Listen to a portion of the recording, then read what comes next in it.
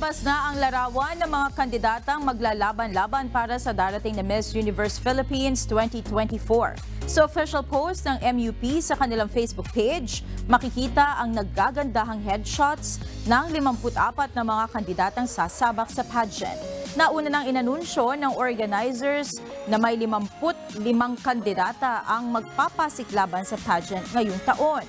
Subalit, nagdesisyon si Natasha Jung ng Kananga, Leyte na mag-withdraw sa kompetisyon dahil umano sa personal na dahilan.